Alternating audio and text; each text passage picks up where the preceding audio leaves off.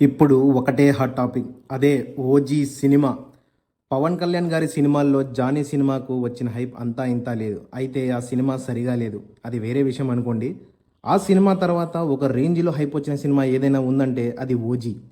Trailer చూసిన తర్వాత cinema ఇంకా హైప్ ఎక్కింది. ఎందుకంటే మొదటి నుంచి పవన్ కళ్యాణ్ గారి గెటప్ స్టైలు, వాకింగ్ స్టైలు అన్నీ కూడా వింటేజ్ స్టైల్లో ఒక రేంజ్లో ఉన్నాయి. పవన్ కళ్యాణ్ గారి ఫ్యాన్ సుజిత్ ఆయన్ని ఎలా ఊహించుకున్నాడు సినిమా చూస్తే అర్థమవుతుంది మనకు. సరే, ట్రైలర్ ఎలా ఉందో చూద్దాం రండి. మా ప్రయత్నం నచ్చితే సబ్స్క్రైబ్ చేయండి. సినిమా ట్రైలర్ను బట్టి చూస్తే సినిమా బాంబే బేస్డ్గా గ్యాంగ్స్టర్లపై తీసినట్టు అనిపిస్తుంది.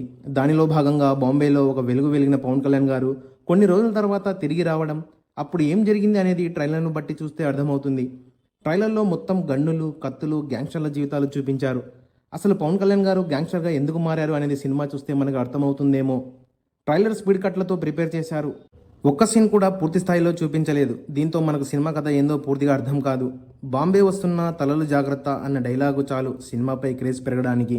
ట్రైలర్లో పవన్ కళ్యాణ్ యొక్క screen presence, costumes, style, walking style ఒక రేంజ్లో ఉన్నాయి. నెవర్ బిఫోర్ అన్నట్లున్నాయి. వింటేజ్ పవన్ కళ్యాణ్, ఆయన బాడీ లాంగ్వేజ్, ఆయన స్టైల్ను బాగా చూపించారు. సుజిత్ పవన్ కళ్యాణ్ గారి యొక్క ఫ్యాన్గా ఆయన ఎలా చూపించాలనుకుంటున్నాడో చూడాలి మరి. Elevation shots, slow motion shots చాలా ఉన్నట్లున్నాయి. ఆ తర్వాత కెమెరా వర్క్, సినిమాటోగ్రఫీ ఐఫిస్ట్గా ఉంది. మంచి సినిమాటిక్ ఎక్స్పీరియన్స్ ఇవ్వబోతుంది అనిపిస్తోంది. ఇక మన తమన్ మ్యూజిక్తో సినిమా యొక్క క్రేజ్ని ఎక్కడికో తీసుకెళ్లాడు. అసలు ఎవడ్రా అనిరుద్ తమనుండగా అన్నట్టు కొట్టాడు. తమన్ మాత్రం చాలా కాన్ఫిడెంట్గా ఉన్నారు ఈ సినిమా మ్యూజిక్ విషయంలో.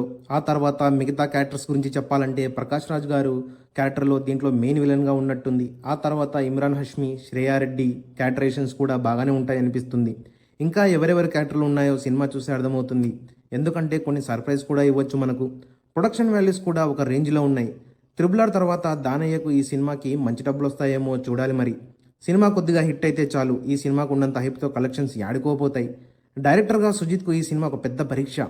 ఆ పరీక్షలో పాస్ అవుతాడని ఆశిస్తున్నాము. పవన్ కళ్యాణ్ గారి రేంజ్ ఏంటో ఈ సినిమాతో తెలుస్తుందని అనుకుంటున్నాను. ఈ వీడియో నచ్చినట్టయితే లైక్ చేసి, షేర్ చేసి, సబ్స్క్రైబ్ చేసుకోండి. Thank you.